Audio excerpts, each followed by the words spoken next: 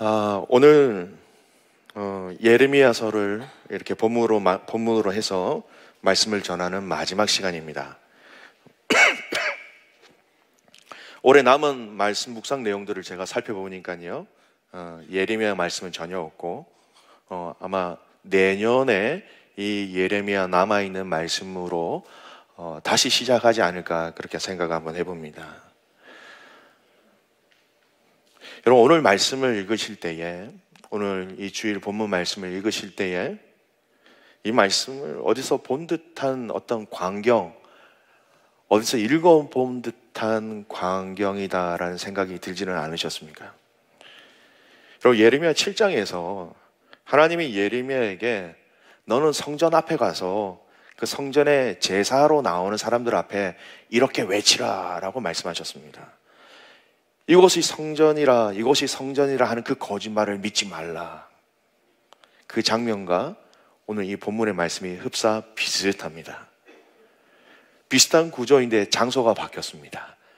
그때 예레미야 7장은 성전 앞이었지만 오늘은 19절 말씀에 보면 백성들이 출입을 하는 평민의 문, 예루살렘의 모든 문 앞에서 서서 이렇게 외치라라고 말씀하십니다. 예루살렘이 평민의 문, 모든 백성들이 왔다 갔다 하는 그 문 앞에서 외치라는 것은요, 이 유다 백성들이 모두 다 알아야 될 내용이라는 것이죠. 제사장, 장로, 레위인, 어떤 특별한 계층이 아니라 모든 백성들에게 전달하기를 원하시는 하나님의 그 메시지가 백성들이 오고 가는 예루살렘 문 앞에 서서, 모든 문 앞에 서서 외치라 말씀하십니다. 하나님 메시지를 전하게 하시는데 메시지 내용은 7장과의 내용은 좀 다릅니다. 오늘 읽었던 말씀, 제일 많이 반복됐던 말씀, 안식일을 거룩하게 하라. 오늘 하나님의 진노 앞에 선 유다 백성들에게 하나님은 심판하시겠다. 다른 민족을 사용하여서 내가 이 땅을 헐고 언약을 지키지 못한 그 책임을 물으시겠다라고 말씀하셨습니다. 하나님의 진노와 하나님의 심판은 이미 여러분 결정된 것이었습니다. 그대로 진행될 것입니다. 그런데 이런 상황 속에서 하나님은 유다에게 예레미야를 통하여서 안식일을 거룩하게 하라라고 다시 명령을 내리십니다. 이미 심판을 작정하시고 실행하고 계신 그 단계인데 이미 끝난 것 같은데, 우리가 흔히 이야기하는 상황이 종료됐는데 too late, 버스가 떠나버렸는데 하나님은 유다에게 메시지를 주십니다.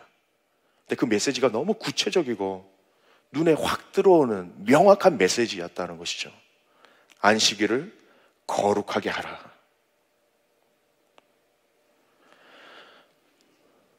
사실 목회자로서 이 시대를 보면서 하나님이 우리를 고치신다면 어디부터 고치실까 하는 생각을 한번 해본 적이 있습니다. 하나님이 이 땅의 교회의 연약함 중에, 성도의 연약함 중에 무엇부터 하나님께서 손을 대실까? 오늘 말씀을 읽으면서 생각해 보니까 하나님이 여기서부터 시작하시겠다.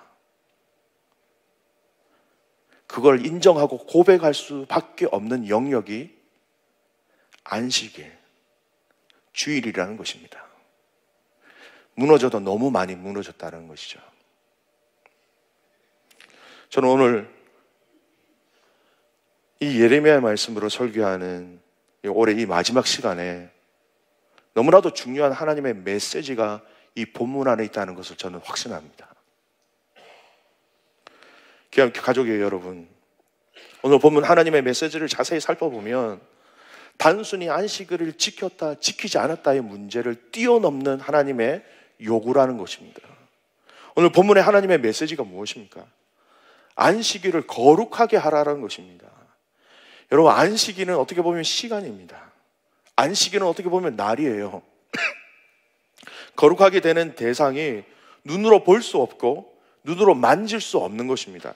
형체가 없는데 구약의 제사의 어떤 그런 개념으로 설명한다면 어디에 피를 바르고 어디에 피를 뿌리겠습니까? 무슨 의미입니까? 안식일을 거룩하게 하라. 여러분, 이 안식일을 지키는 자들의 거룩을 말씀하고 계신 것입니다. 그날을 받으시는 그 주인의 거룩함을 기억하라는 것입니다. 이 안식이라는 날에 우리는 너무 많은 포커스가 맞춰져 있습니다.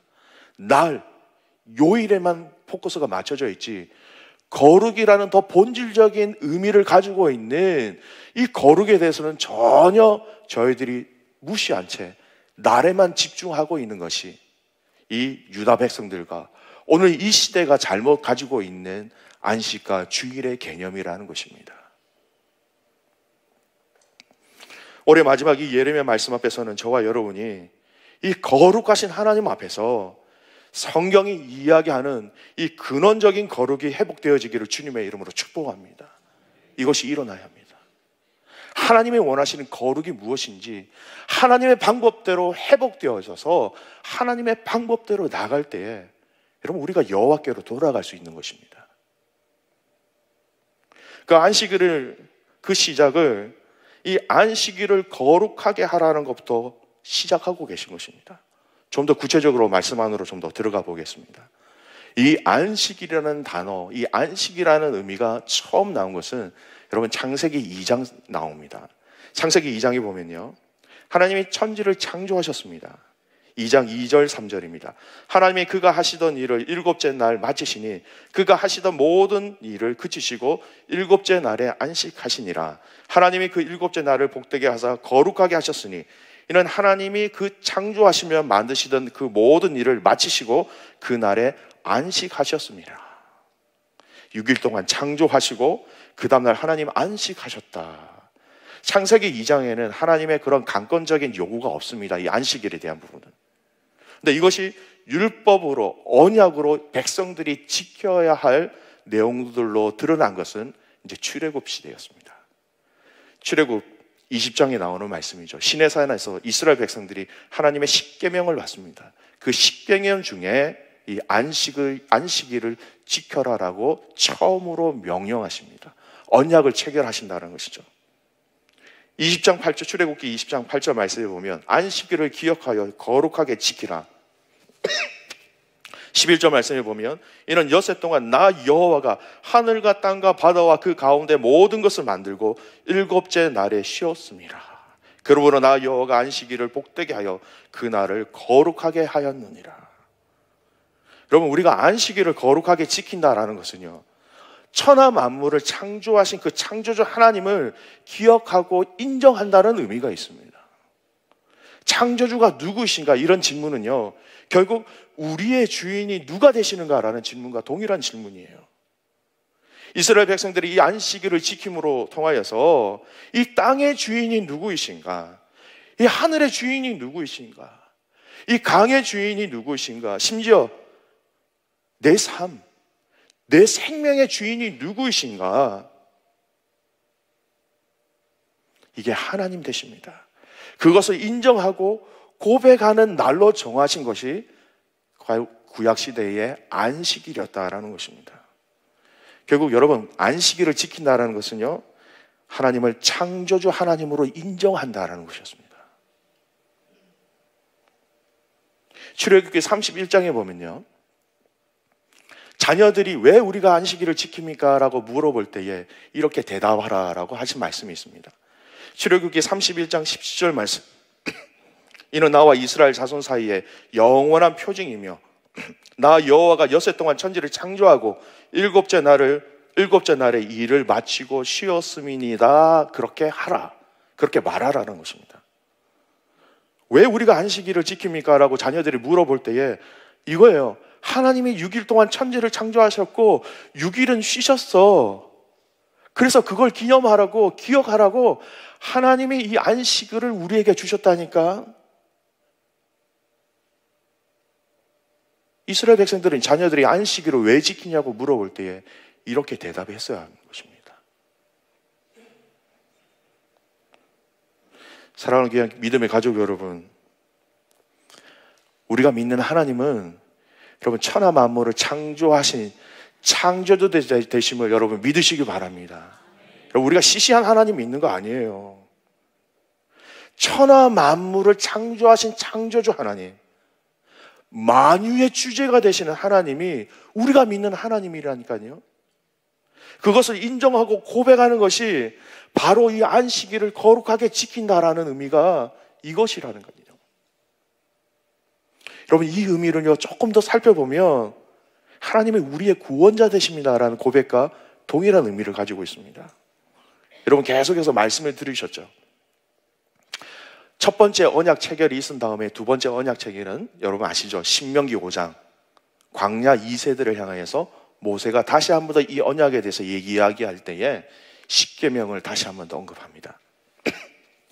신명기 5장 12절에 보면 조금 그 내용이 또 달라요. 근데 자세히 보면 같은 의미입니다.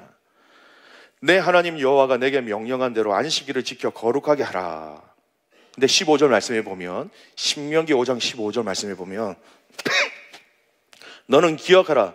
내가 애굽 땅에서 종되었더니 내 하나님 여호와가 강한 손과 편팔로 거기서 너를 인도하여 내어나니 그러므로 내 하나님 여호와가 내게 명령하여 안식일을 지키라 하느니라.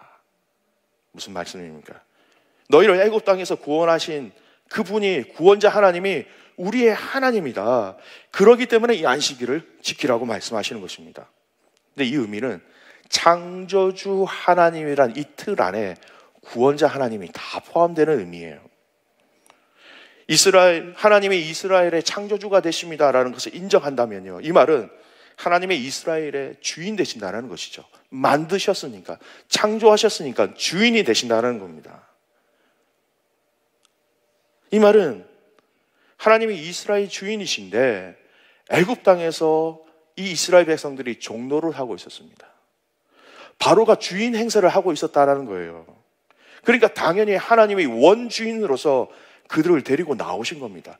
아니야, 바로 내가 주인이 아니라 이 백성들의 주인은 나야 하면서 그들을 데리고 나오신 거예요. 창조주가 되시기 때문에, 우리의 주인이 되시기 때문에, 내 백성은 내가 주인이다라는 그 말씀 때문에 이 백성들을 애굽에서 데리고 나오신 거예요. 모세를 통하여서 바로에게 가서 전한 말이 무엇입니까? 하나님이 말씀하시기를 내 백성을 보내라. 모세를 통하여서 바로에게 하신 하나님의 말씀입니다. 이 이스라엘 백성들은 내 것이다, 내 것이기 때문에 너는 손대지 마라고 말씀하신 거예요. 결국 무엇입니까? 이스라엘 백성들이 이 안식일을 지킨다는 것은 창조주 하나님, 그 창조주 하나님이 우리의 주인 되시고, 그 주인 되신 하나님이 다른 종에게, 다른 주인에게 이 백성들을 맡긴 것이 아니라 친히 내 백성을 지키고 인도하시고 구원하신다라는 그 의미가 복합적으로 다 들어가 있는 것이 안식일을 거룩하게 지킨다라는 의미가 들어가 있다는 것입니다. 여러분, 이 안식일이 점점 영역이 확장되어서요, 모든 절기를 지키는 기준이 되고요, 시작이 되고 이스라엘의 사회와 문화와 나라의 체계와 모든 것의 중심이 되었던 것이 이 안식일이었습니다. 문제는 이 안식일을 거룩하게 지키지 못했다라는 것, 그것이 다 무너졌다는 것이 이스라엘 백성들의 문제였다는 것입니다. 여러분, 안식일이 무너졌다, 단순히 지키지 않았다라는 것은요, 여러분, 제가 설명해 드린 것처럼 그 이상의 의미가 있습니다. 그냥 단순히 안식일을 지키지 않았다, 그냥 율법을 지키지 않았다, 이 의미로 끝나는 것이 아니라 유다가 더 이상 하나님은 당신은 나의 창조주가 되십니다, 당신은 나의 구원자가 되십니다, 당신은 나의 주인이 되십니다, 이 은혜를 포기했다라는 것입니다. 아주 심각한 문제였다라는 것입니다. 하나님과 유다의 가장 근본적인 관계가 다 틀어져 있었기에, 본질적인 관계가 다 틀어져 있었기에 하나님은 오늘 이 유다를 향하여서 안식일을 거룩하게 하라 명령하신 근본적인 이유가 여기에 있었다는 것입니다. 여러분, 얼마나 심각했는지 한번 살펴보겠습니다. 오늘 읽은 본문 17장 21절 말씀해 보십시오. 여호와께서 이와 같이 말씀하시되 너희는 스스로 삼가서 안식일에 짐을 지고 예루살렘 문으로 들어오지 말며, 22절 안식일에 너희 집에서 짐을 내지 말며 어떤 일이라도 하지 말고 내가 너희 조상들에게 명령함 같이 안식일을 거룩히 할지어다. 여러분, 안식일날 장사하기 위해서 성문으로 짐을 지고 출입하는 광경입니다. 창조주 하나님, 구원자 하나님, 그걸 기억하는 것보다는 먹고 사는 것이 우선이 되었다는 그 유다의 삶을 아주 직접적으로 그대로 보여주고 있는 말씀이라는 것이죠. 여러분, 이 사건은요, 이 방법은, 이 타락은 이스라엘 백성들이 70년 포로 생활을 마치고 난 이후에 다시 돌아왔을 때에 그대로 이어졌다는 것입니다. 이스라엘 백성들이 포로 생활을 마치고 귀화하는 그 과정 속에 느헤미야를 통하여서 예루살렘 성벽이 다시 건축되어집니다. 그리고 통혼을 다 금지시키고, 그냥 통혼이라고 하면 좀 어렵죠. 이방 여인과 결혼한 모든 그 결혼을 다 파기하고 이방 여자들을 다 다시 보냈습니다. 얼마나 아픔입니까? 그 가운데 또 하나 이 느헤미야를 통해서 하나님 하신 것이 무엇이냐면 안식일의 재정비입니다. 느헤미야 13장 마지막 장에 보면요, 이 안식일에 대해서 오늘 읽은 본문의 내용과 흡사하게 나옵니다. 같은 본문인 것처럼 느껴져요. 13장 15절 말씀, 그때 내가 본 적이 유다에서 어떤 사람이 안식일에 수틀을 밟고 곡식단에 나귀를 실어 운반하며 포도주와 포도와 무화과와 여러 가지 짐을 지고 안식일에 예루살렘에 들어와서 음식물을 팔기로 그날에 내가 경계하였고, 또 두로 사람이 예루살렘에 살며 물고기와 각양 물건을 가져다가 안식일에 예루살렘에서도 유다 자손에게 팔기로. 느헤미야가 성벽을 건축하고 통혼을 금지해서 다 돌려보냈는데 다시 자세히 살펴보니까 안식일을 지킨다고 지키는데 제대로 지키지 않는 거예요. 오늘 예레미야를 통해서 주셨던 그 사건이 그대로 일어나고 있다는 겁니다. 그래서 19절 말씀에 보면 느헤미야가 뭐라고 하는지 아세요? 안식일 전에 예루살렘 성문을 어두워 갈 때 내가 성문을 닫고 안식일이 지나기 전에는 열지 말라 하고 나를 따르는 종자 몇을 성문마다 세워 안식일에는 아무 짐도 들어오지 못하게 하였으므로. 무슨 말입니까? 아예 상거래가 일어나지 아니하도록 안식일에는 그때부터 마치기 전까지는 성문을 꼭꼭 닫아서 사고 파는 일들을 근원적으로 막았다라는 것이 느헤미야가 얘기하고 있는 것입니다. 그리고 백성들의 많은 귀인들을 막 꾸짖습니다. 지도자들을 꾸짖는 거죠. 뭐라고 꾸짖는지 아십니까? 17절 말씀입니다. 내가 유다의 모든 귀인들을 꾸짖어 그들에게 이르기를 너희가 어찌 이 악을 행하여 안식일을 범하느냐? 너희 조상들이 이같이 행하지 아니하였느냐? 그래서 우리 하나님이 이 모든 재앙을 우리와 이 성읍에 내리신 것이 아니냐? 그럼에도 불구하고 너희가 안식일을 범하여 진노가 이스라엘에게 더욱 심하게 임하도록 하는도다. 무슨 말입니까, 여러분?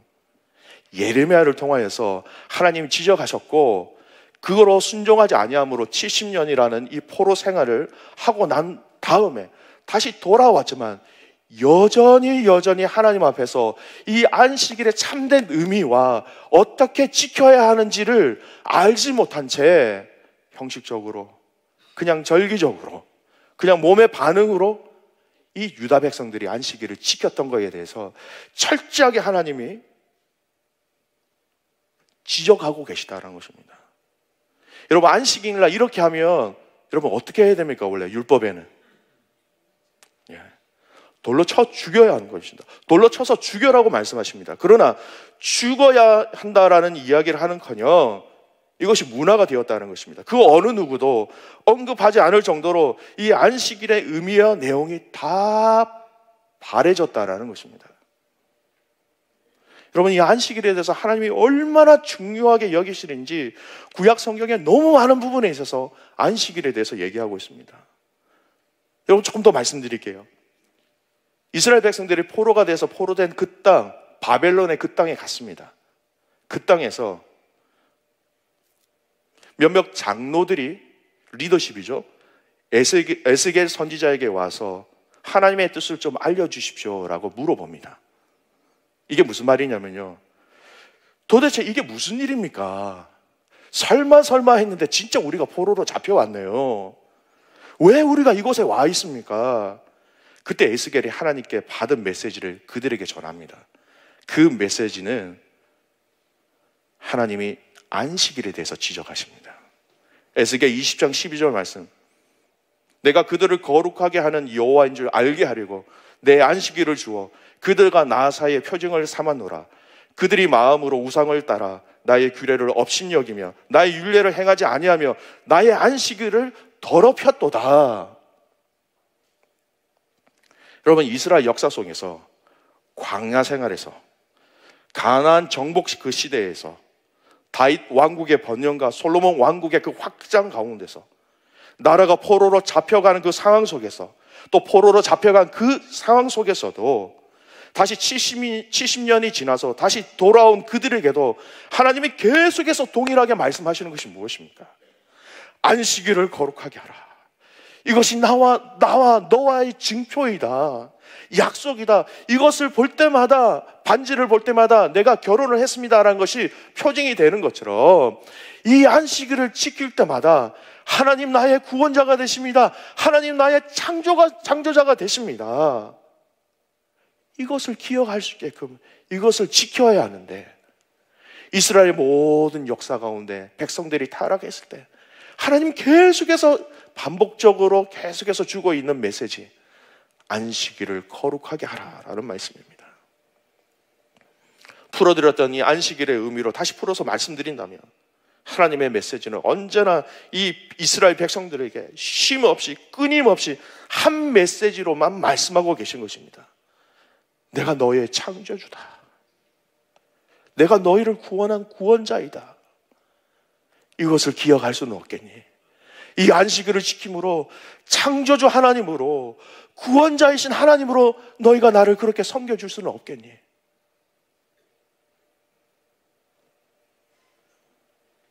여러분, 오늘도 동일하게 유다 백성에게 뿐만 아니라 여러분 지금 이 자리에 예배를 드리고 있는 우리들에게도 하나님의 이 동일한 고백을 듣기를 원하고 계신 거 여러분 아시겠어요? 우리의 신앙의 순수한 그 밑바닥에 있어야 할 것은 바로 하나님은 우리의 창조주가 되십니다. 예수 그리스도를 통하여서 우리를 구원하셔 주신 구원자가 되십니다. 그럼 그 믿음의 고백이 우리 믿음 바닥에 있어야 한다는 것입니다. 기초가 되어야 한다는 것입니다.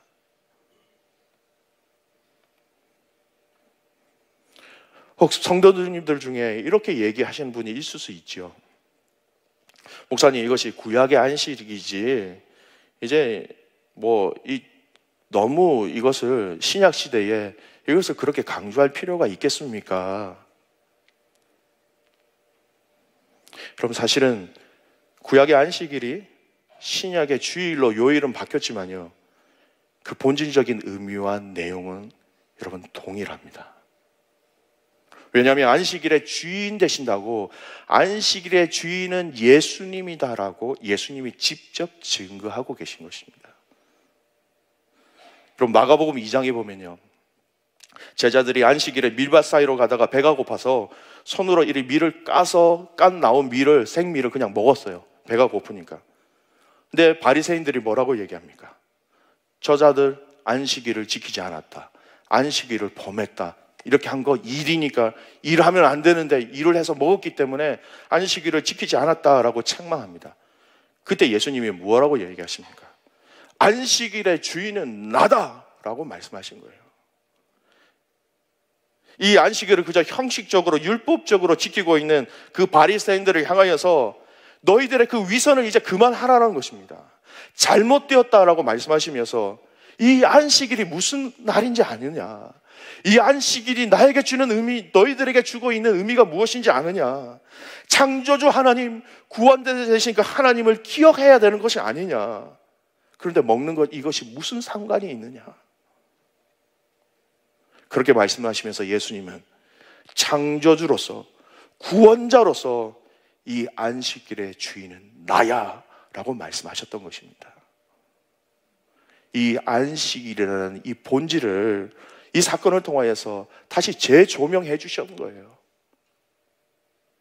그래서 사도들은 안식일의 주인이신 주님께 부활하신 그 주일을 기념하기 위하여서 예배를 드리기 시작합니다. 예수님의 부활에 근거하여서 구약의 안식일의 주인이신 그 주님의 날이 주일이 되어서 살아계신 그 하나님 앞에 예배드리는 날이 된 것입니다. 사실 여러분, 절기나 안식일은 실체이신 예수 그리스도를 가리키는 그림자에 불과합니다.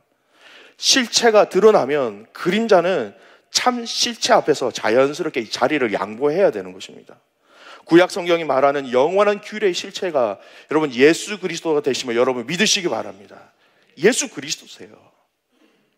로마서 10장 4절 말씀 뭐라고 얘기하십니까? 그리스도는 모든 믿는 자에게 의를 이루기 위하여 율법의 마침이 되시냐니. 율법의 마지막 그 결론이 무엇인지 압니까, 여러분? 예수 그리스도이십니다.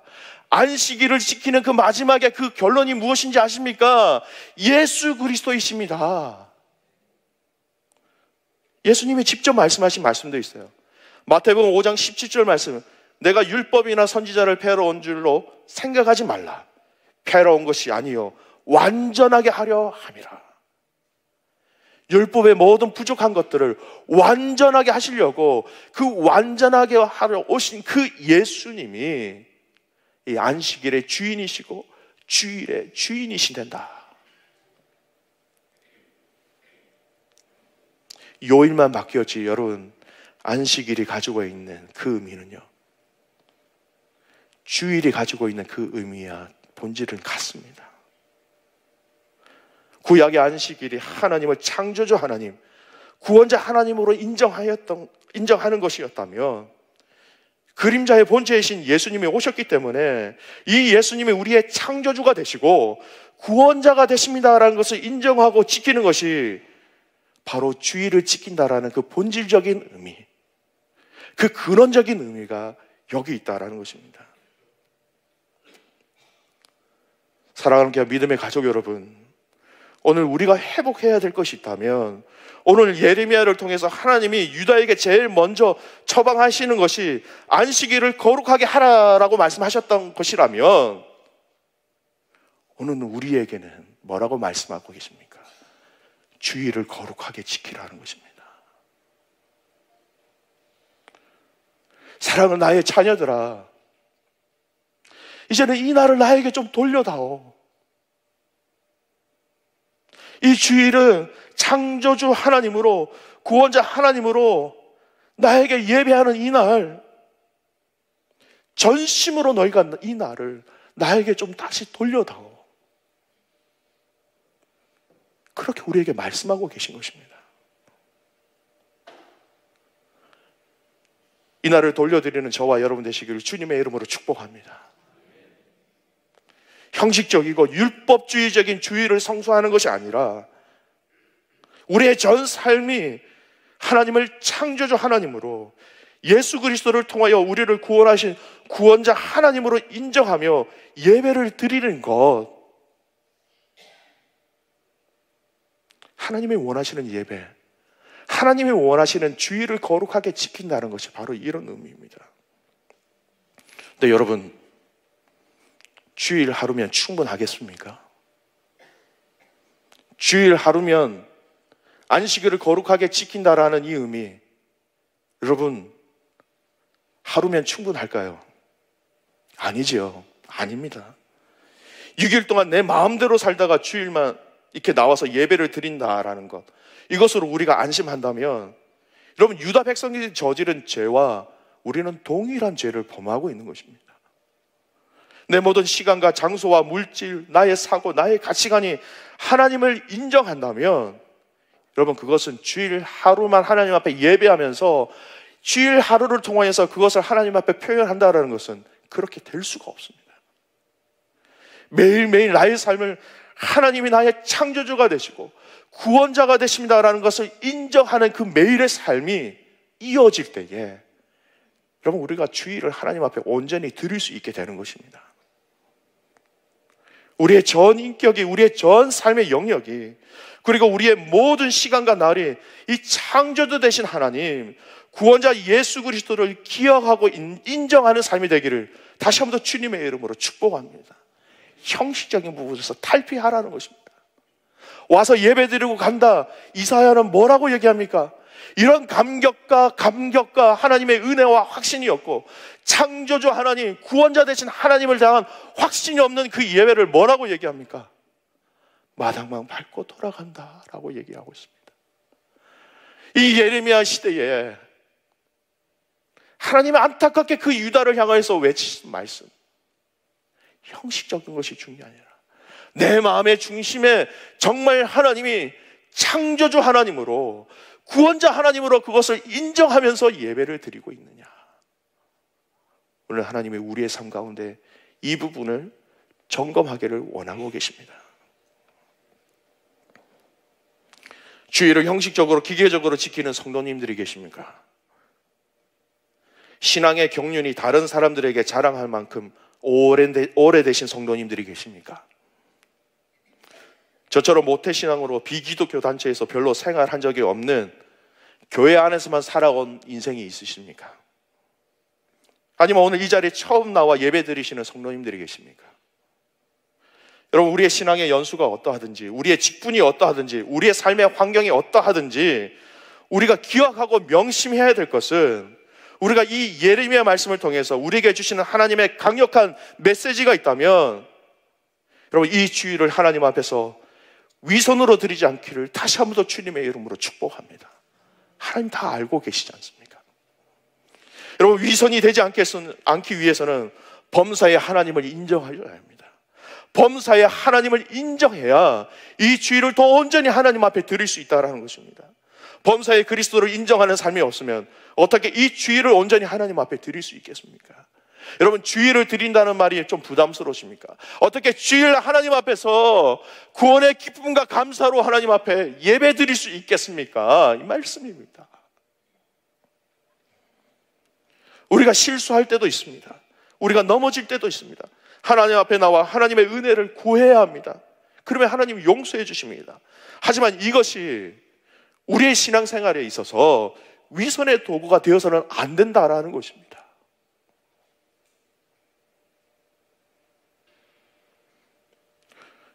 매일 주일을 하나님 앞에 온전히 올려드릴 수 있는 본질, 이 본질은 결국 범사의 하나님을 인정할 수밖에 없는, 또 인정해야 되는 그 근본이 저는 어디 있는지 살펴보면서 오늘 말씀의 결론을, 그리고 6주간 이 예레미야 말씀을 묵상하면서 우리에게 주시는 이 말씀의 결론을 좀 내리고자 합니다. 어떻게 이렇게 할 수 있겠습니까? 어떻게 매일의 삶을, 주인을 하나님으로 인정하면서 주의를 율법주의가 아닌 구원의 기쁨과 감사로 하나님 앞에 예배 드릴 수 있는가? 어떻게 하면, 그 근본이 어디서부터 확인하고 그 근본을 어디서부터 바꾸어야 하는가? 그 근본을 찾아야지요. 마태복음 22장에 보면 그 단초를 저는 좀 발견할 수 있겠더라고요. 율법사가 예수님께 와서 이렇게 질문합니다. 율법이 정말 많은데 어느 율법이 가장 큰 계명입니까? 지난번 예레미야 설교 시작할 때 잠깐 이 내용을 인용해 드렸습니다. 613개가 되는 이 율법과 규례가 있는데 어느 계명이 가장 큽니까? 여러분, 가장 크다는 것은 어느 계명이 가장 중요합니까? 라는 그런 질문이죠. 그 율법 안에, 그 계명 안에 여러분, 이 안식일에 대한 율법과 규례가 다 포함되어져 있습니다. 근데 예수님이 뭐라고 말씀하십니까? 마태복음 22장 37절에서 40절 말씀. 예수께서 가라사대 내 마음을 다하고 목숨을 다하고 뜻을 다하여 주 너의 하나님을 사랑하라 하셨으니 이것이 크고 첫째 되는 계명이요 둘째는 그와 같으니 내 이웃을 내 몸과 같이 사랑하라 하셨으니 이 두 계명이 온 율법과 선지자의 강령이니라. 그 많은 구약 시대에 나왔던 그 모든 율법들을 다 모아놨을 때에 예수님께서 딱 정리해 주신 두 가지 메시지가 뭡니까? 그 모든 율법의 그 근본적인 목적이 무엇인가? 그 모든 율법들, 규례들, 율례들, 이것을 통하여서 너희가 뭘 해야 되는지 아느냐? 하나님 사랑하는 것이고 이웃을 사랑하는 것이다. 저와 여러분이 여기에 목숨을 걸어야 합니다. 여러분, 우리가 예배에 목숨을 걸어야 합니다라는 것은요, 하나님 사랑하는 것에 목숨을 걸어야 된다는 얘기입니다. 형식적으로 기계적으로 아무런 감사와 기쁨이 없이 예배를 드리는 심각한 그 영적인 무기력, 영적인 그 침체라는 병에 예수님의 처방이 무엇입니까? 다시 하나님을 사랑하고 다시 주님을 사랑하는 것이다. 여러분, 그 사랑이 능력입니다. 여러분, 그 사랑이 회복되어져야 합니다. 우리가 이 주일날 하나님 앞에 나와서 하나님 앞에 예배드리지만 내 안에 주님을 향한, 하나님을 향한 그 사랑의 열정들이 하나도 없이 예배를 드린다면 여러분, 주일을 우리가 어떻게 드릴 수가 있겠습니까? 예배를 어떻게 하나님을 포커스를 맞춰서 예배를 드릴 수 있겠습니까? 수많은 율법의 규례들이 있습니다. 그것뿐만 아니라 지금 이 신약 시대에도 교회 법으로 인하여서 성도들이 지켜야 될 많은 규례들이 있습니다. 헌법이 있습니다. 내규가 있습니다. 여러분, 이걸 어떻게 지켜야 합니까? 그냥은 지킬 수가 없습니다. 마음이 가야 지키죠. 마음이 가야 뭐라고 얘기를 할 수 있죠. 마음이 가야 이 앞에 나올 수가 있죠. 무엇입니까? 우리 안에 하나님을 사랑하는 그 사랑이 없기 때문에 그 규례와 그 명령이 더 이상 우리에게는 의미가 없게 돼버린 것입니다. 사랑하는 귀한 믿음의 가족 여러분, 이 시간 우리가 회복해야 될 것이 있다면 하나님을 사랑하는 그 사랑이 회복되어지기를 주님의 이름으로 축복합니다. 이것이 우리 안에 있어야 예배를 드려도, 봉사를 해도, 직분을 감당해도, 섬기는 그 자리에서도 이 사랑의 힘으로 감당할 수 있다라는 것입니다. 오늘 무너져가는 그 유다 백성들을 향하여서 오늘 안식일을 거룩하게 하라라고 말씀하신 이 말씀의 본질은요, 내가 이제 너희들의 사랑을 좀 받고 싶다, 나를 좀 사랑해주면 안 되겠니? 라는 하나님의 절규하시는 메시지라는 것입니다. 사랑하는 귀한 믿음의 가족 여러분,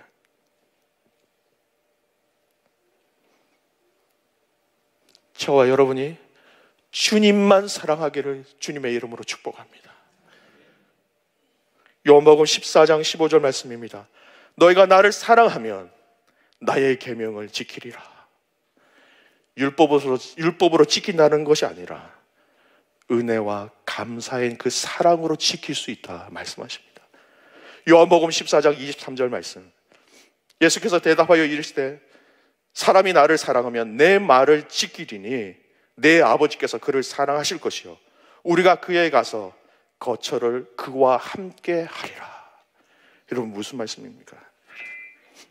우리가 하나님을 사랑하면 그 말을 지키게 된다라고 말씀하십니다. 또 그 말을 지키는 자는 예수님이 그를 사랑하신다 말씀하십니다. 그리고 그 사랑하는 대상을 향하여서 우리가 그에게 가서 거처를 그와 함께 하리라. 무슨 말씀입니까? 우리라는 것은요, 성부, 성자, 성령, 삼위일체 하나님이라는 것입니다. 그 하나님이, 우리가 하나님을 사랑할 때에, 그 사랑으로 그 계명을 지켜나갈 때에 그 하나님이 우리를 사랑하신 것뿐만 아니라 성부, 성자, 성령 그 하나님이 우리 안에 계셔서 우리를 지키시고 우리를 인도하시고 우리를 다스리시고 우리에게 필요한 것들을 공급하시겠다는 하나님의 말씀이라는 것입니다. 내가 너와 동행하겠다라는 말씀입니다. 내가 그 가운데 임재하겠다라는 말씀입니다. 주님의 임재가 있는 사람들이 함께 모인 이 예배, 여러분, 왜 임재가 없겠습니까? 주님의 임재를 경험하고 우리가 하나님을 사랑할 때에 그 임재가 우리 안에 있다고 말씀하셨는데, 그 임재를 경험한 자들이 함께 모여 이곳에서 예배 드릴 때 왜 주님의 임재가 없겠습니까? 사랑하는 귀한 믿음의 가족 여러분, 말씀의 결론을 맺습니다. 끝까지 주님 사랑하기를 축복합니다. 그 사랑으로 여러분, 말세라고 하는 이 시대에 뒤로 물러서지 아니하고 끝까지 신앙의 지조를 지켜가면서 목숨까지도 하나님 앞에 드릴 수 있는 귀한 믿음의 가족들 되시기를 주님의 이름으로 축복합니다. 다 같이 일어나셔서 찬송하시겠습니다.